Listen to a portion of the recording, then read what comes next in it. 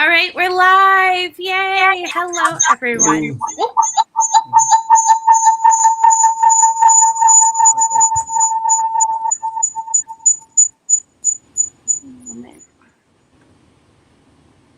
I'm going to talk one more time. Yeah, Raphael, it's your microphone. So if you could put in your headphones, that would be great.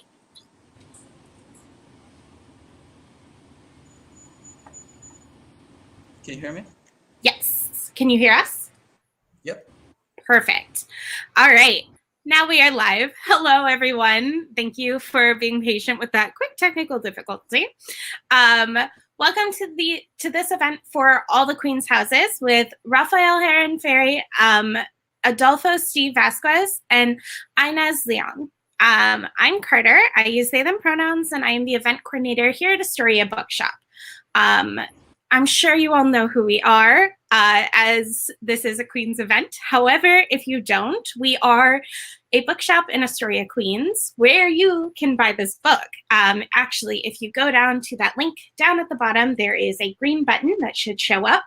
And you click that, and it will take you to our website where you can actually purchase this book. Currently, we have no copies in the shop, but we are getting another order in soon. And by ordering it through our website, you ensure that you do get a copy with our next shipment. So be sure to do that. Before we get started, I just want to go through just a couple housekeeping things. You will have the opportunity to ask questions during the last 10 minutes of this. If you have any questions, put them in the Ask a Question function down at the bottom. You can chat with one another, as I know a couple of you have seen over on the right, but we will kick you out if you participate in any trolling, any racial, ethnic, or homophobic slurs. Basically, be respectful towards one another. Finally, there is that button at the bottom, so just one more reminder for that. So let's get into it. I'll introduce our fantastic guests so we can get things started. Rafael Herrin-Ferri, uses he, him pronouns, is a Spanish-born architect and artist living in Woodside, Queens. He received a BA from Cornell University in 1996 and worked in several architecture studios in San Francisco and Barcelona before settling in New York in 2003.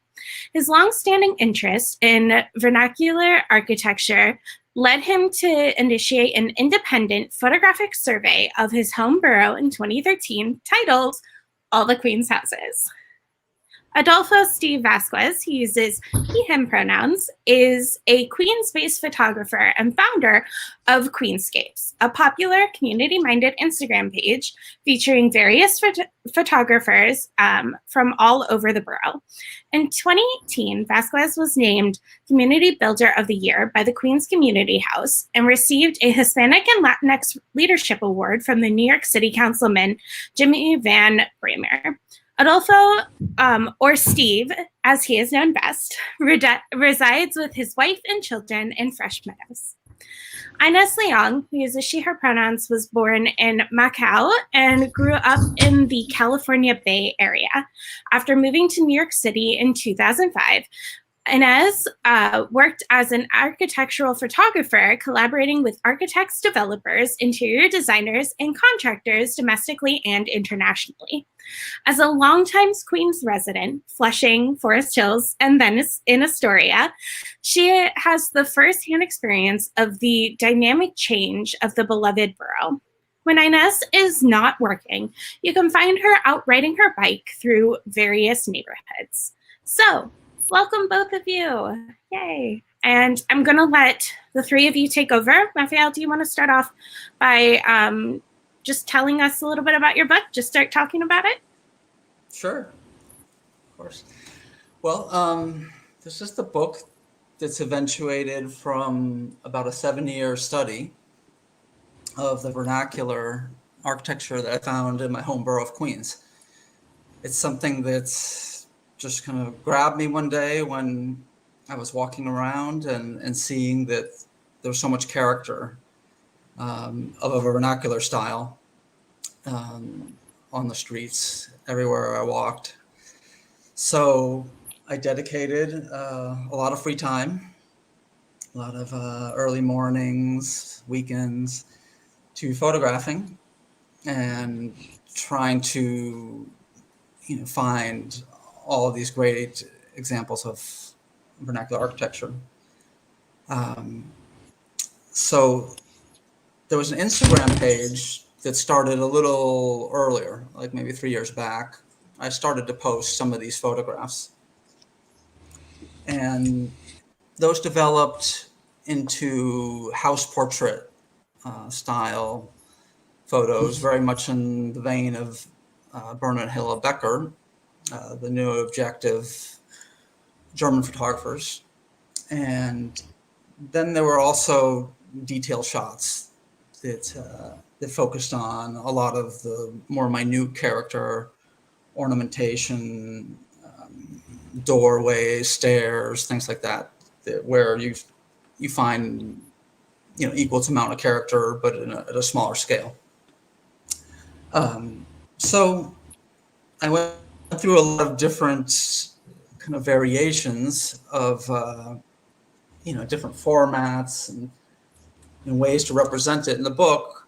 But what I wound up with, in this kind of small edition that the publisher wanted to do, was a kind of guidebook format, and it combines, these small house portraits, like we've been seeing here, paired across the spread, and then the detail shots, things like this, where you see a Queen-style stoop with multiple entries, the areaway fenced off, and the house beyond.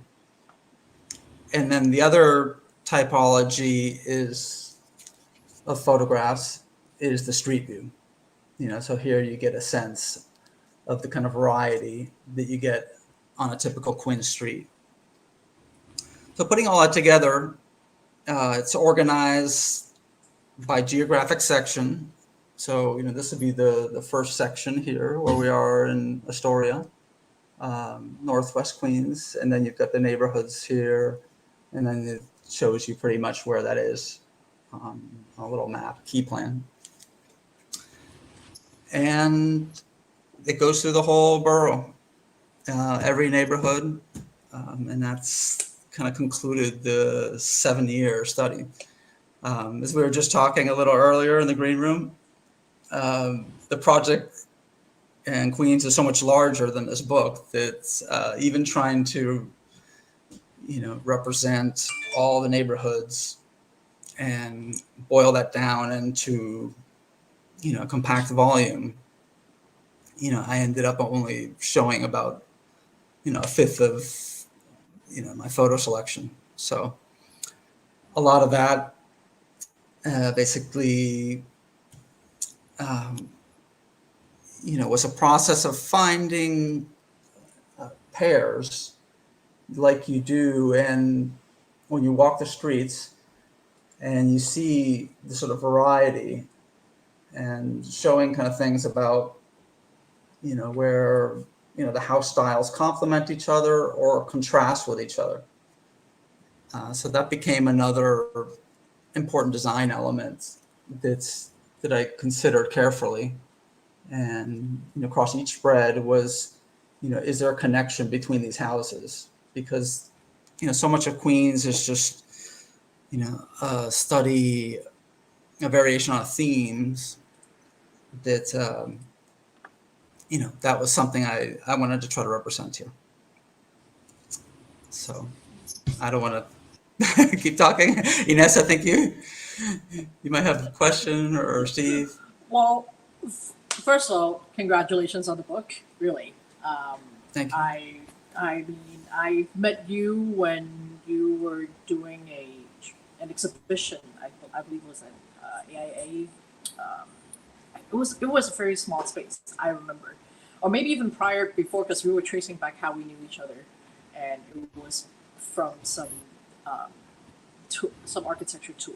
Nonetheless, I showed the exhibition, and then you shared with your Instagram account, and that was like years ago already. But then like having a book like physically in hand, and seeing an actual tangible item of houses in Queens, like I'm super envious first of all, your energy to bike around Queens. I mean, I self-claim I love to ride my bike around neighborhoods, but then at the same time, compared to your mileage for 7 years, I can't imagine getting up super early and deciding which section to hit and all the data that you gather as well too. And like the first thing that I noticed, I remember at your exhibition, was that all the photos were very consistent, and I'm very jealous as a photographer for working on any photo project on architectural photography, because number one, weather always is a huge key to the to taking pictures, and I remember one of the questions that I asked you at the exhibition was like, did you purposely pick cloudy days for this project? And your straight up answer was like, yes, because, well, you tried sunny days, and then in order for you to hit neighborhoods, maybe one side there's a house that is worth photographing, but then the sun is not there yet, so you would have to come back another time. And then I think, I'm not sure like how early on you figure out the cloudy day was the best time to photograph for this particular project. Yeah, it's about a year into it where it was clear that those were the better days and better lighting condition. Just that also represented color a little more truer, and just the detail wouldn't be hidden in shadows and other things. So that's from the photographer's point of view, but as a Queens resident, this is such a fun book to flip through. Even though it was divided into like different sections and stuff, like, I mean, I bookmark a few, but then you just flip through this whole page. It's like a flip house, and flip book, and I could stop anywhere and just read about the caption. And actually, one thing I did bookmark one particular house I believe we talked in person about that piqued your interest was this deli penthouse. Mm-hmm. And that was one of the first ones. Can you talk a little bit about this particular one? Yeah, I mean that's in my neighborhood, so that's what kind of kicked off and it just made me think that there's something a little different in Queens, something a little off. And I think maybe one of the first titles I had for that house was Off the Grid, and that speaks to a lot of the early development of Queens as a series of villages, and that there's certain village roads that still cut through the orthogonal grid and produce houses that have a different orientation. I don't think that was the reason for this one, but there are a couple other ones that I think people know pretty well in Astoria that just unexplainably are off the grid. And this one just seemed more of the kind of eccentric Queens variety, where there's also this idea of maximizing exterior space. So you've got two terraces there that are triangular, and then exactly, and then the balcony above. So there's a lot going on there, but it wasn't the inspiration to find others like it.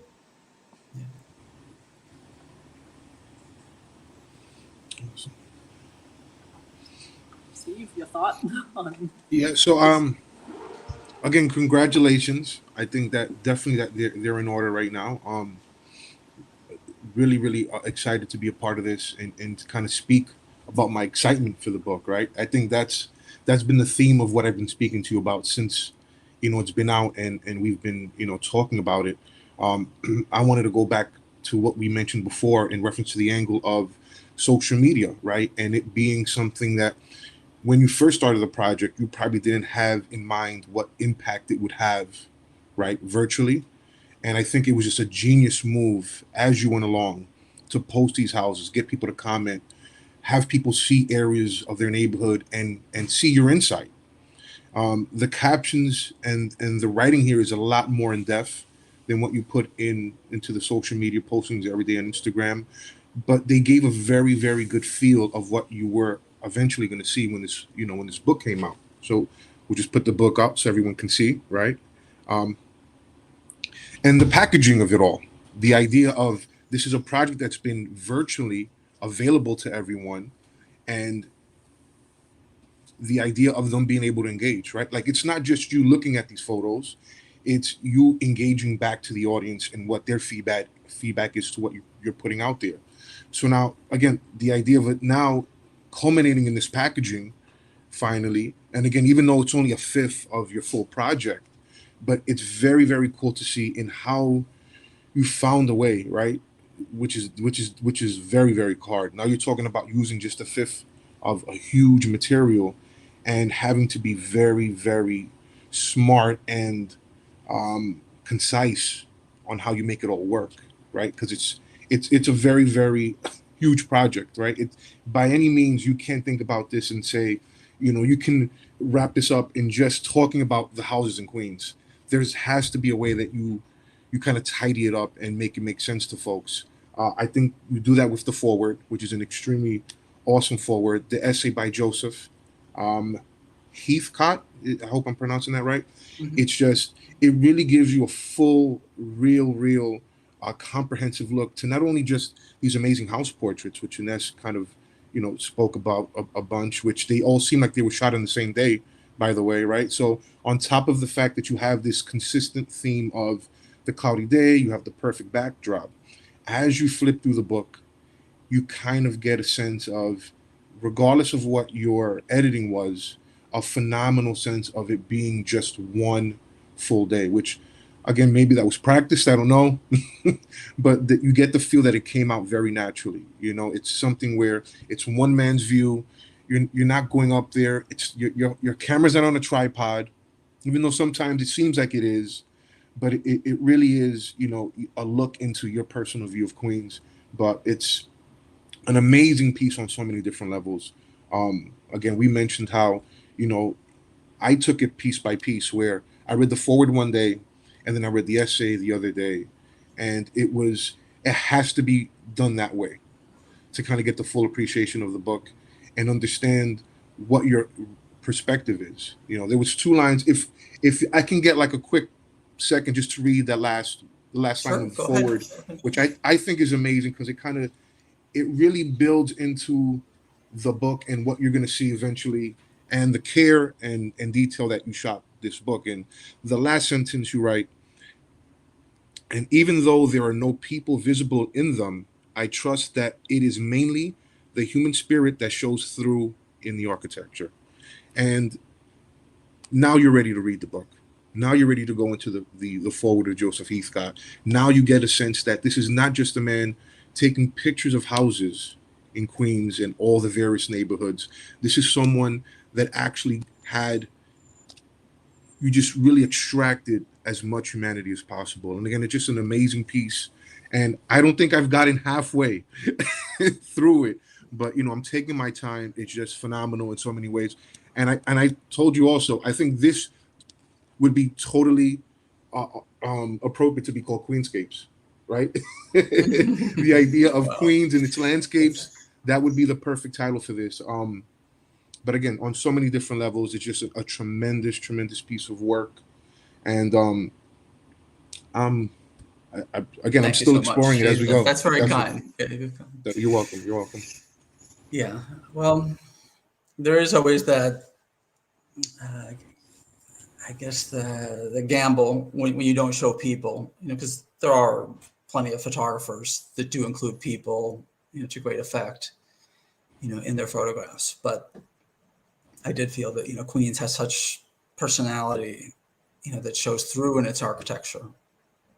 And the other part I wrote about a little bit about that in the foreword was that, when I lived in Manhattan for almost 10 years, all that personality is also there, but it exists more on a commercial level, right? There's more of the commercial quality, restaurants, shops, the store windows, everything is kind of trying to grab your attention, but they aren't houses. They aren't people's residences, right? All that's above for the most part.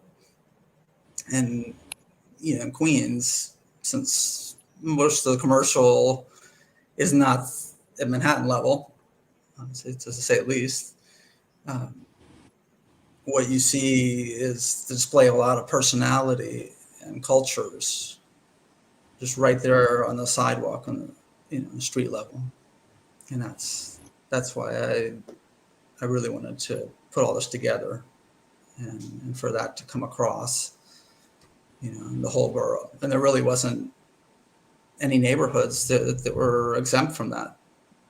I kind of assumed, maybe naively, that once I got out further east, closer to Long Island, places like that, like where it's a little more suburban, that all that would be toned down. And it was not the case at all. There were things that were just, very strong in terms of, the people's personality. The houses were like right up to the border of Nassau County. So one thing I thought that I could share with you guys is a little bit of the vastness of Queens and this process. I have let me see 1 second here. Oh, there it is. I have some maps, since we're talking about Queens and the geography in all these neighborhoods, how they kind of came together. Let me see here. Okay, let me make this full screen. Okay, there we go. So there's the borough of Queens. The outline. Raphael, your screen isn't sharing. Oh, it's not? Sorry. Nope. What now? Nope, still not sharing. Oh boy. Okay, 1 second. Here we had a tech run through. You'd think. It's one of those days. Okay. Let's see here. How about now? Yes, it is. We are all good. Okay. Thank you, Carter. Okay, so there's the borough of Queens. And the outline, you get the Rockaways down at the bottom. And let's see here. 1 second. So this is the beginning of, well, after a couple years of chipping away at all the neighborhoods, going for the most part in the west to east direction, kind of anchored by my neighborhood here in Sunnyside. So I'd head out east, do a little patch, get back on the train and come back, do another little day over here in the north, come down to the south. A little bit of what Steve talked about earlier was that since I was doing this at the same time as an Instagram account and people were giving me great comments, a lot of them were also, what are you going to do in my neighborhood? And those are also, neighborhoods that I wanted to see. So I didn't want to just go in a very linear manner, but, like you're working on a big puzzle, put different pieces in the different parts of it. So I just want to share this map a little bit because it ended up highlighting a lot of the idiosyncrasies in the geography of Queens. And here you can see a close-up a little bit where you have Broadway, cutting through Elmhurst, and it comes down here. This is Queens Boulevard, and it crosses over and becomes Grand Street. And all of this, is kind of puzzled around cemeteries, which are abundant in Queens, and give you these little pockets of communities. So I think it's in all these little nooks. Also, here we have the Long Island Railroad. That's what gives this line, kind of a curved profile. So between, these cemeteries, the railroad line, the new boulevards, and the old village roads, you've got a little bit of grid puzzled in but you got a very intricate patchwork. And this was just fascinating to explore and photograph as discrete sections of neighborhoods. So that's what you see here a little bit is each color is basically a different section. This was Southern Queens when I got a little more systematic about locating houses, just in the attempt to try to finish within my lifetime. So here I would drop pins with a little color coding, and some of the green, for example, is houses that had trees in front of them, and so I'd have to photograph those during the winter months. So that also kind of dictated what when I was going to survey a certain neighborhood or what the path would be surveying. So with this on my phone, I would try to hit all those points, kind of gobble them up like a Pac-Man of sorts, and wind through these streets. And so here you get an example of some of the geo-tracking I did. There's 5 more examples. And here's just a collection of photographs of me out photographing. Trying to get up over the cars, my bike, out in the field, and then back on the subway, folded up. I got a question for you. So while you were going through different neighborhoods, because I see that in the book, like you would document like when it was built and then when they did renovate or did additional work. When you show up at a neighborhood and were you able to identify around what time those houses were built? Because I understand that there's in the 40s, right? Because of the infrastructure with the BQE and the LIE, so there's a lot more people moving into various parts of Queens. So I noticed that some of the houses were built in 1901 versus like 1950s. But when you get to the neighborhood, were you able to figure out or identify when that neighborhood became a neighborhood because of the houses, but the styles?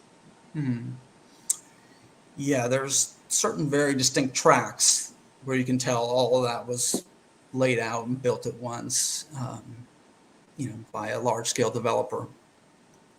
Most of the other neighborhoods, until you get, to some parts of southeast, southwest Queens, and northeast Queens, I think. But the rest of the borough is really centered around the old village centers, and those roads. I'm not sure I answered your question, Ines, to your satisfaction, but.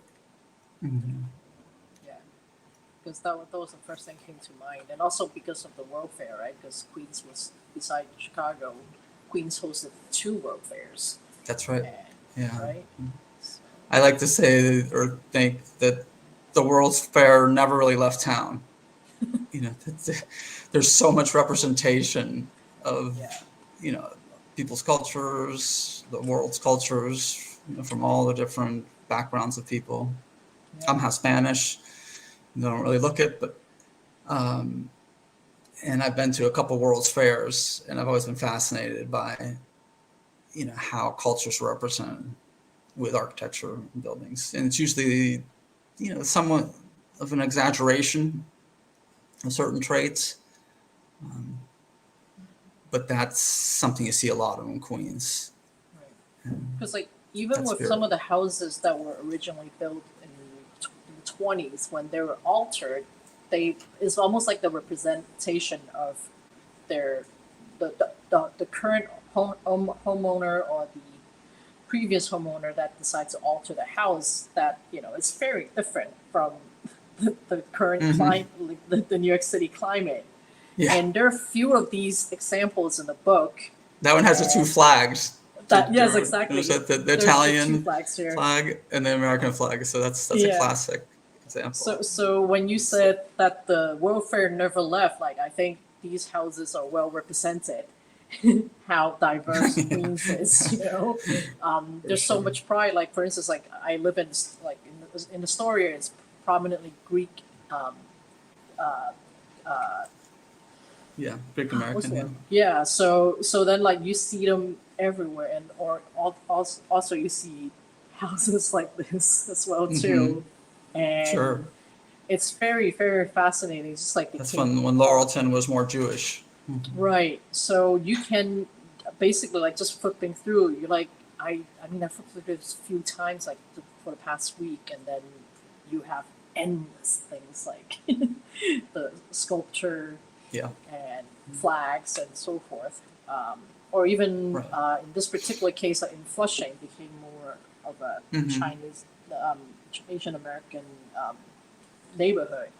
So, so yeah, it's like you're not only That one actually is serve- called Beach. I think the LLC of that building is called Beach Garden Pavilion. Beach Garden. Okay, Yeah. that's interesting. I thought It's on no Beach or Birch. I think it's Birch. on either Birch Street or Beach Street in Flushing. So yeah, it yeah. has that in its just like for a its moment, I thought it's condominium name. yeah. The title pavilion, and it's on a plinth as well. Okay. Yeah. So, so yeah, for me, it was like this book is like a love ballad for Queens in a way. It's like including all the memories or all the current things that you remember about the borough, and it's still ongoing. And there's just constant rapid changes to this borough, but at the same time, there's so much grit to it, and it's like it's also very humbling in a way. It's like there's like work. It's like a working class borough, thriving really hard, but keeping their national pride and for wherever we're from, right? With different countries. Because like I grew up in Macau, but I lived in Bay Area, and I resonate living in Queens more than anything in New York City. And I remember when I first moved to New York, because the fact that I'm a photographer, and then most of my photographer friends and people I work with, they all lived in Brooklyn, and they said you should be in Brooklyn right now. I'm like, why? Why? Just because I'm a photographer doesn't mean I need to be in Brooklyn. I feel much more at home in Flushing with the food, with the people I see, and then just like even the sounds and smells. Oh yeah, I think are things that I experience throughout all the neighborhoods. Some a little more than others, but yeah, those really also mark the Queens landscape. Yeah. Here's another one I just wanted to share with you guys that I don't know if you can see that. Like, but this is a little bit what I was thinking. With the World Expo pavilions, this is a take on the Copacabana beach. That seems to be owned by a Brazilian or Portuguese descent. And then this house, which is obviously a bit of an architectural fantasy, is actually on the foundation of a ranch house, just like the one next to it. I don't know if you can see that, but that's just a very simple mid-century ranch with its garage, and it had a curving stair, which transformed into this curving stair. These are all part of the same track. So it's that kind of thing that kind of blows your mind when you see that, people obviously have a lot of desire to express themselves architecturally in their house, make a big statement, but it is usually not from scratch. It's usually a slow transformation, sometimes a little more abrupt, like that last example. But there is a little bit of sense of history there that you can trace through, through most of the structures. I had a question for you, Raphael, in terms of, going into the neighborhoods. And I know you did a bunch of research with surveying and the idea of mapping things out. So you knew what you were getting into, right? When you're looking into certain parts of Queens, or have an idea of the years most of these houses were made in any particular neighborhood, whether it's Maspeth or Astoria.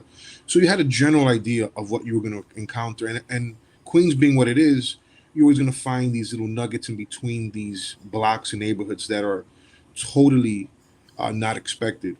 But what I was wondering as I'm looking through the book, is there any specific section that you walked into and said, "Wow, the housing here is just something that I wasn't expecting to see"? What was the most surprising area for you in terms of if you had to pick?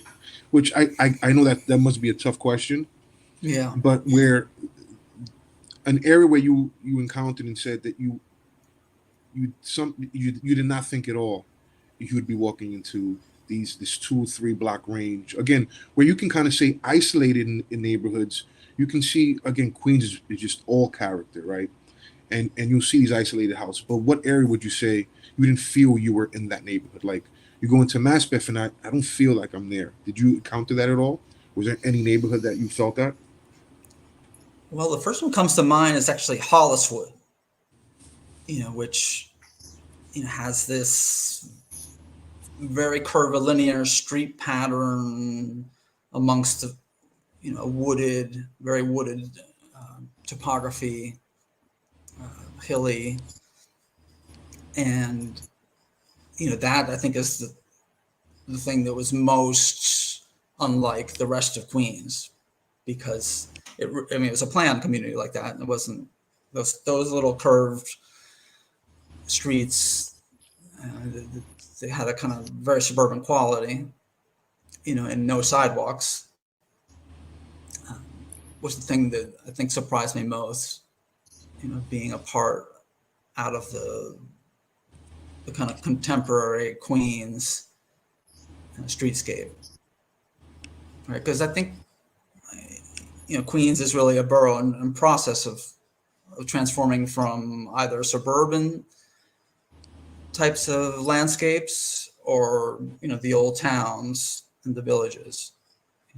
It's been a while now it's been transforming, but that seemed like a bit of an enclave, that was a little more closed, and part of that's vegetation, but the main part was just the street pattern. Architecturally, there are things there that are similar to the rest, but they were missing that aspect of engaging the street and the pedestrian and the passerby. Yeah. What was the most difficult neighborhood to encounter and to photograph? The most difficult.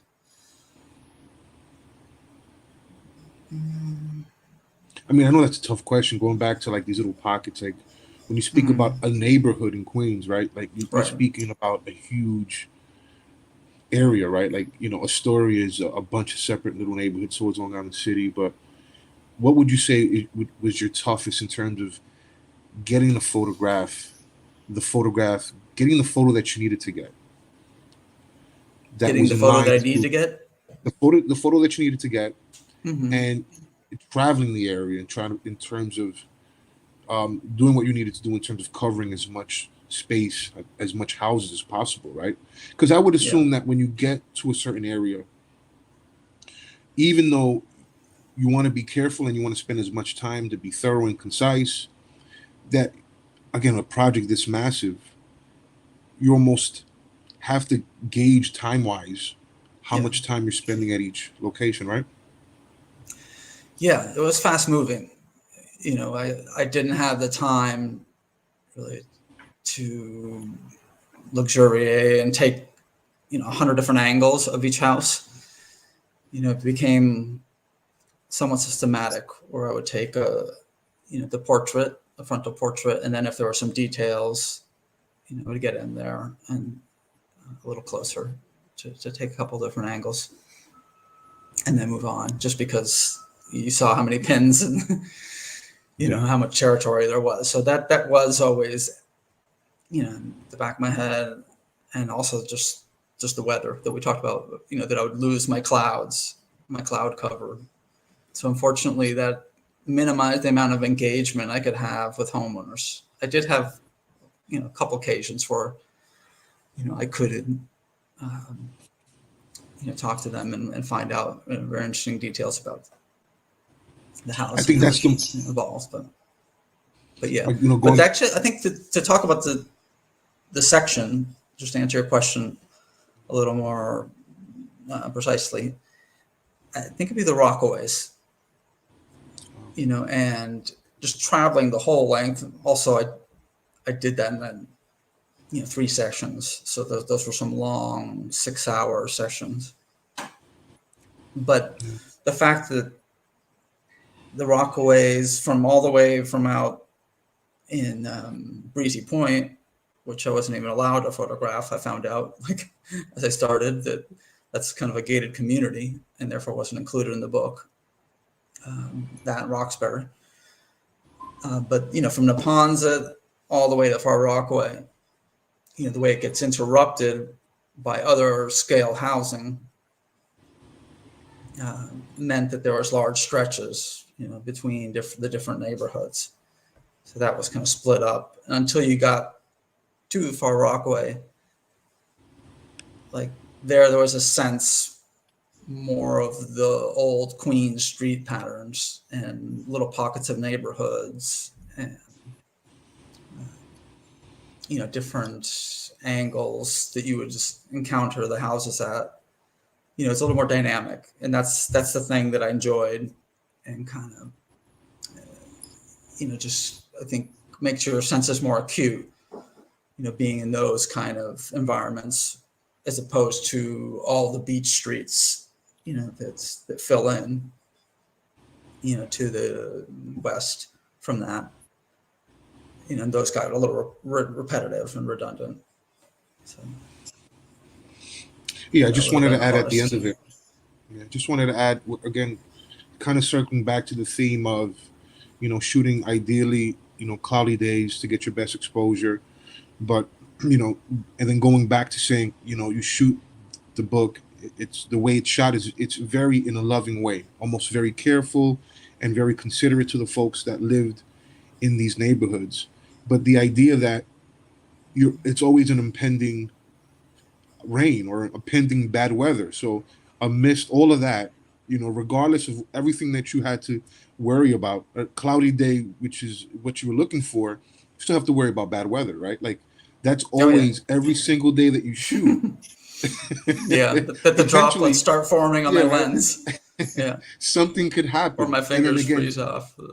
And then yet and still, you still find a way to make it a very, very at home book where it every day seems it's a cloudy day. It's a beautiful cloudy day. In the days of the book, in the days of these projects, which is really, really amazing to kind of see. And you only get that at the end of it when you kind of see like, wow, every day is a cloudy day. I don't think that's the first thing that comes out, but in essence, as a photographer, right, those are the things that you notice. What the backdrop is, what the lighting was, as a technical aspect. But it really seemed like this is something where you had a great time doing. Like I felt that every time I'm flipping a page, you spend 2 hours at this location. Like these are amazing house portraits.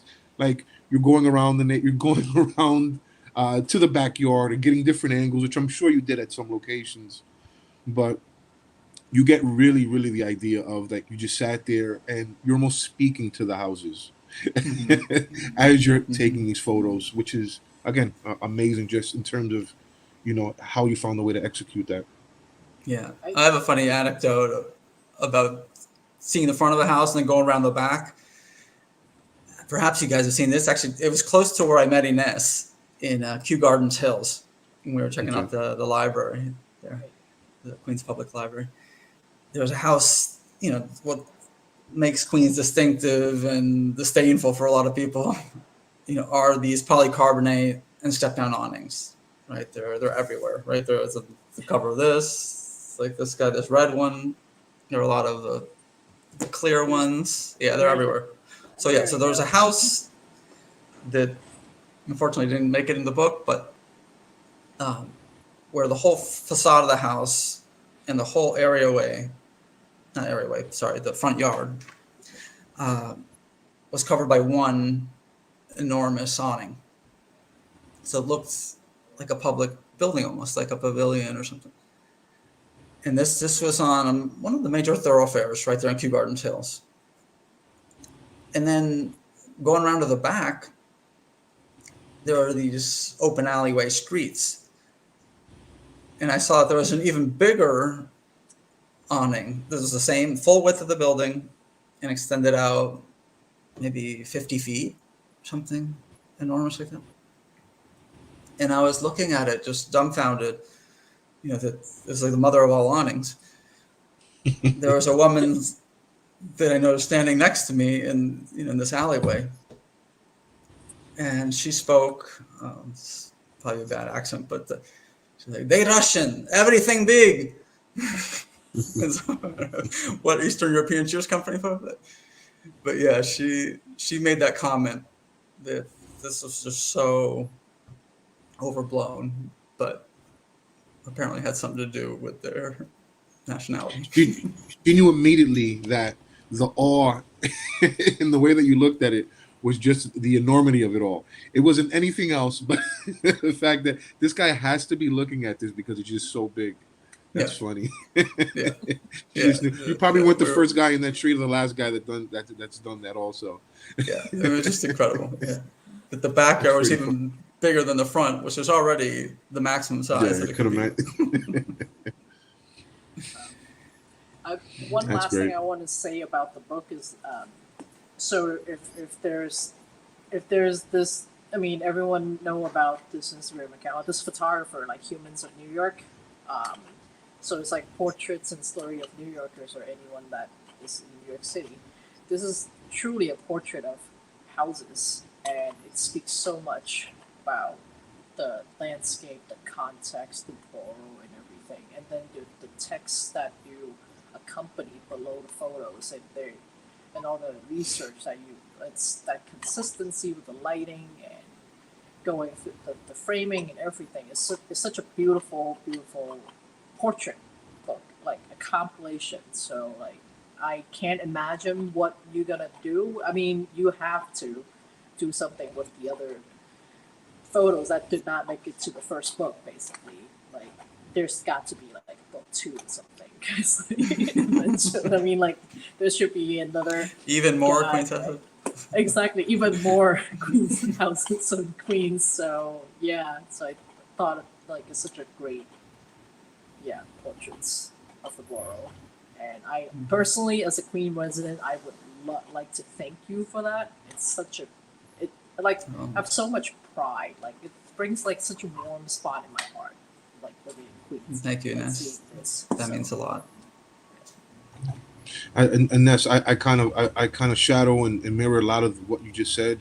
I take it to the level of, this is a photo book. It's a documentary of Queens. But you don't have to be from Queens to appreciate this book.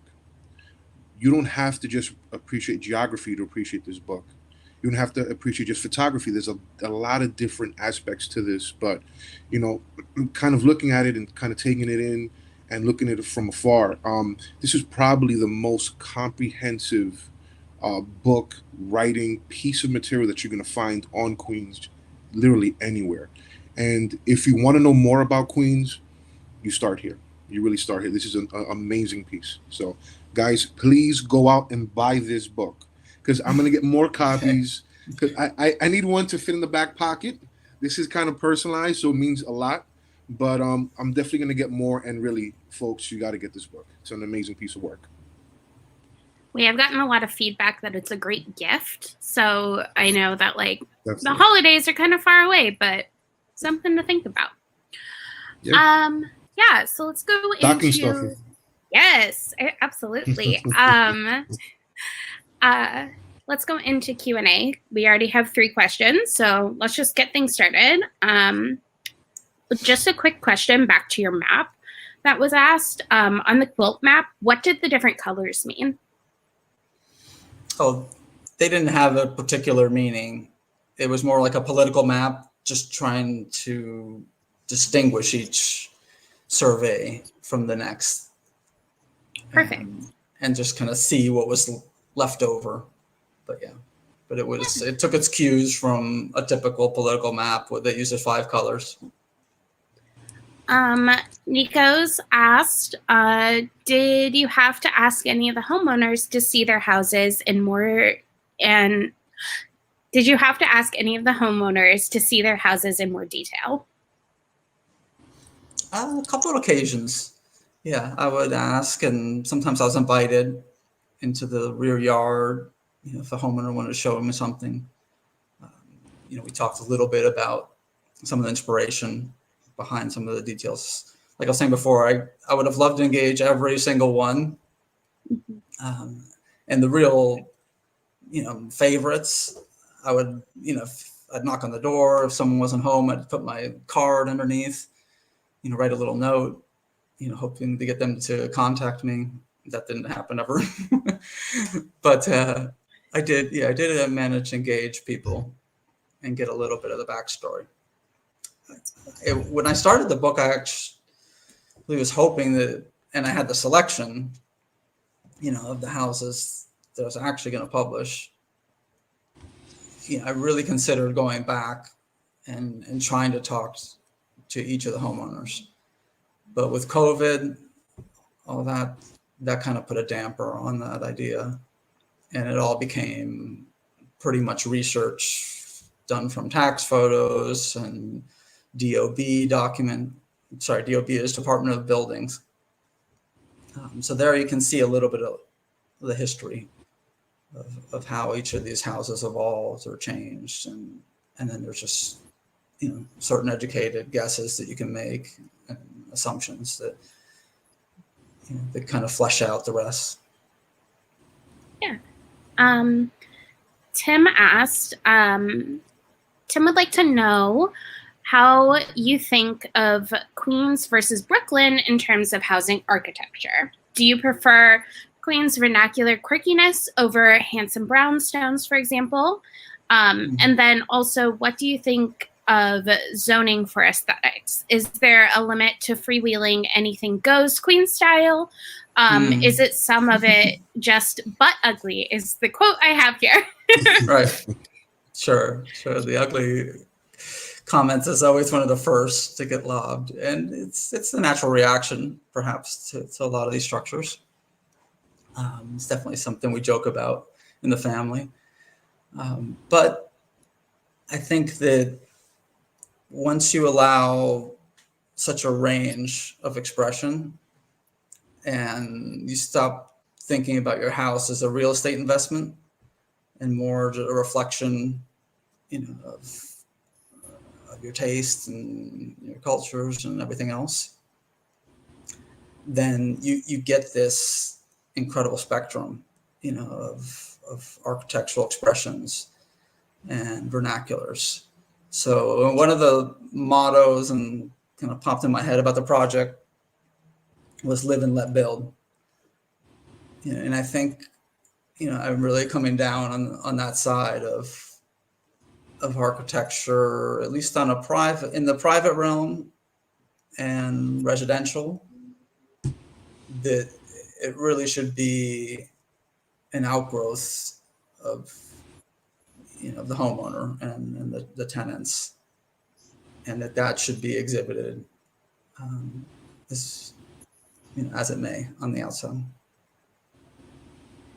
But yeah, to answer the question, I much prefer, obviously, the expressiveness and the color in Queens to the typical brownstone streets that you can find throughout New York, some in Brooklyn, but some in other places. I actually worked on a brownstone for a job for 4 years, and I had plenty of time to warm up to it, and I never did. I never thought it was a very interesting material or finish or something that you'd want to coat your entire house with. Matthew asked, how did you craft the captions in the book? Oh, well, the captions, which are paragraph length, if you can see here, they kind of fill up the bottom of the page. After the stats, there's a couple key stats of just when the house was built and what type of house is, if it's two-family or multifamily or single. the captions became a way to just, express my architectural interest in the structure.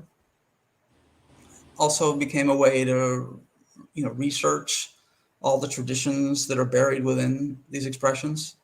There's a lot of pattern brick, for instance, that made me discover, the High Gothic movement in England, and architects there that got very expressive with brick patterns and things.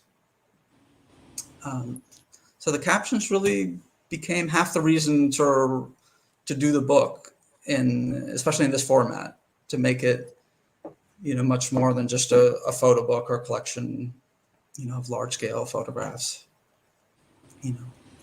Yeah. I'm going to round things off with this last question so that we can wrap up. But Jose Luis said, what is the next iteration of this project? Have you considered teaching a design studio based on your research, or maybe another book, maybe something else? What are you thinking? Well, thanks, Jose Luis, for the question. It was very provocative. He's a colleague, full disclosure, ex-colleague. Well, I like exploring, the subject of the Queen's vernacular in different medium. So before this, it was the exhibit.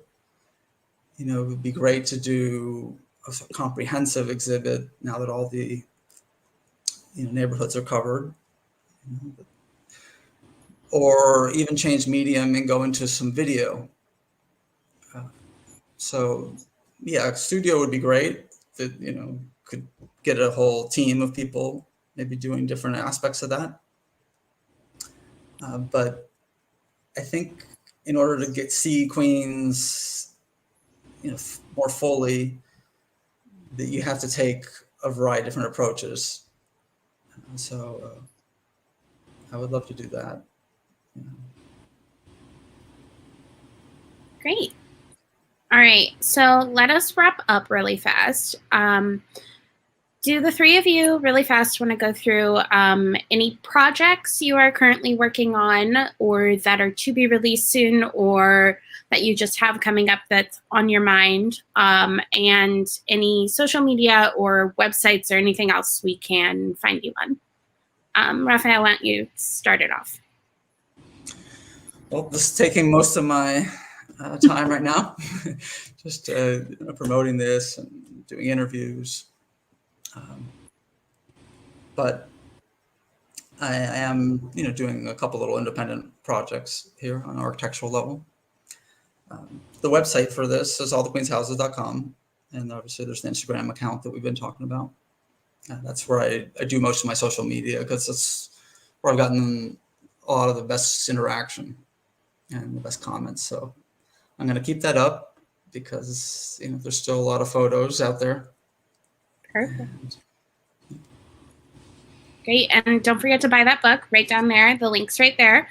Adolfo, why don't you take it away with your stuff? So right now we're not currently in the middle of any projects, but we always encourage folks to visit our website, which we try to keep frequent every couple of weeks, which is queenscapes.nyc. You can also refer to our Instagram page, Queenscapes, 1S, QUEENSCAPS, where we try to stay current with not just Queens and the landscapes of Queens, but just the culture and what's happening on a daily basis. So we have that. And again, we're also trying our best to promote and push Raphael's book, because this is really a tremendous piece of Queens, and it's something that everyone should look after and really have and own. So buy all the Queens houses, everyone, definitely. Couldn't agree more. Couldn't have said it better myself. Ines, why don't you wrap things up with yours? So there are a couple of projects that I'm photographing or in the works with, but one particular up in the horizon is it's gonna take a couple of years, because an architect that I'm working with this past April, we did a video on Ship's Head Bay rebuilding after Hurricane Sandy. So so we decided to team up on one of his upcoming project, his new building in Brooklyn. Sorry, guys, in Brooklyn. But it's affordable housing for low-income families who purchase their own homes. So I'm looking forward to doing more video, besides photography as well too. And I think video will tell even better story with photos sometimes. So I'm looking forward to do that. And you guys can find my work at lines.com, but that's l-ines.com. Cool. Thank you. Very clever All right.